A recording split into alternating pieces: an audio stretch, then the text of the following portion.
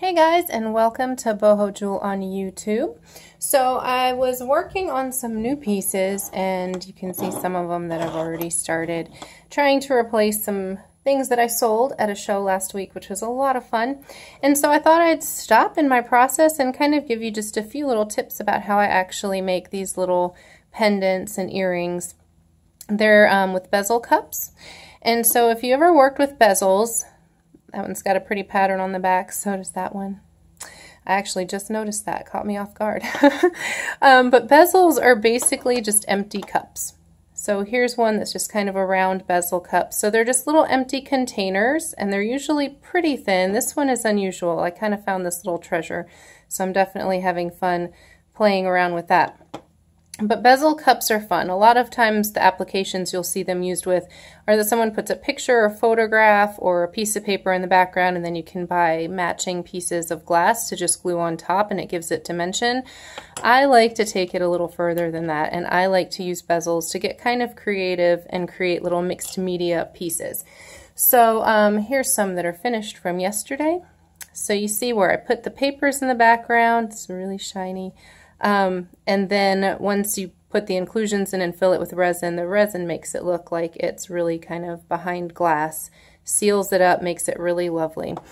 So I'm going to show you, I'm going to give you a couple of little pointers about how I do this to get the papers to fit in the background and all that good stuff.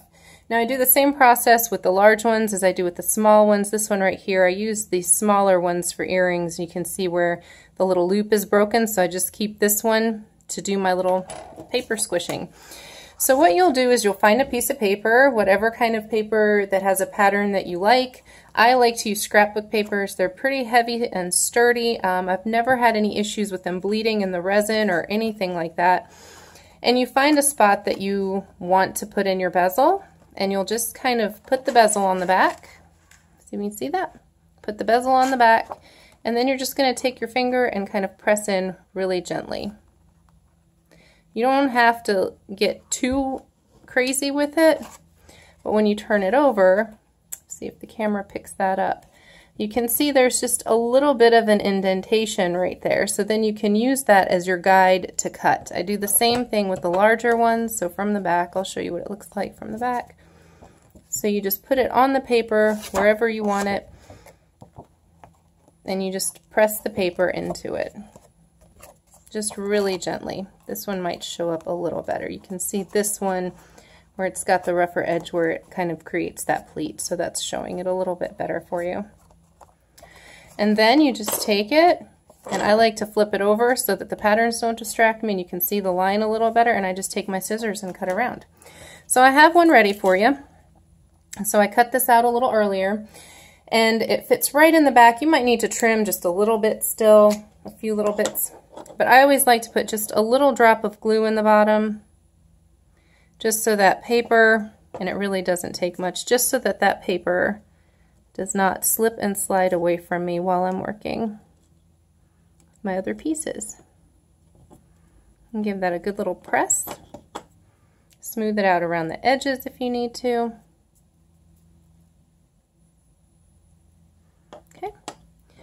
And then you can add in whatever kind of inclusions you want. So I already came up with a little bit of a pattern earlier so that I'd be ready to do this and be quick and efficient for you guys watching.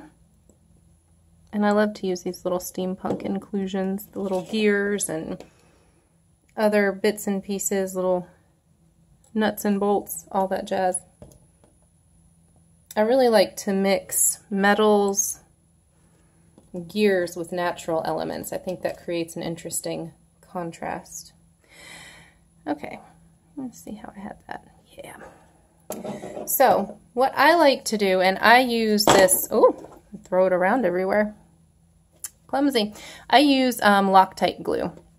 And the reason I like the Loctite glue is because it is really clear. It's a super glue, but it's really clear. It's a liquid. It's almost like water when you drop it on there.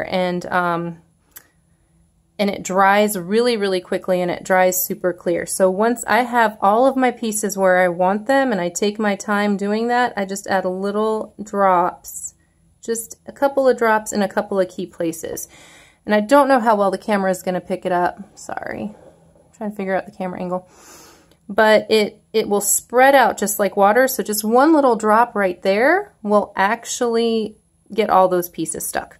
Now, one thing I would say is make sure that your glue is totally dry before you start adding your resin, because you don't want to it to mix. You don't want the wet glue to mix, because when the wet glue mixes, then it does kind of create some little boogery effects. But yeah, I really, really like the Loctite glue. I've tried other super glues. I've tried jewelry glues, things like that, and I don't really love them as much. So I'm going to let this one, I'm going to scoot it over here and let it dry.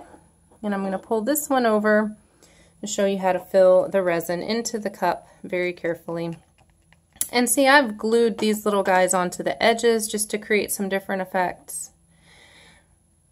But then you just take a stick, a popsicle stick, or the stir sticks that maybe come with it, and you just slowly drip your resin in there. The key with the resin is you want to make sure it gets in all the little nooks and crannies so you don't get bubbles and you don't have missing pieces. Put it in the corner there. And another thing to note with the resin is that it has a limited working time, so you can't mix it up and let it sit all day while you create your pieces. So you really want to have some pieces made ahead of time. That's why I have all these pieces laid out already, and some that I need to top off from yesterday, because you only have about 30 minutes to work with the resin before it really starts to harden up and become unworkable. Okay, and that's basically it, you guys. So I hope that was helpful. If you have any questions, please leave it in the comments below. Let me see your pictures. If you guys start playing around with some of this stuff, I'd love to see what you're doing too. So that's all for today. Thanks for watching, and I will see you soon.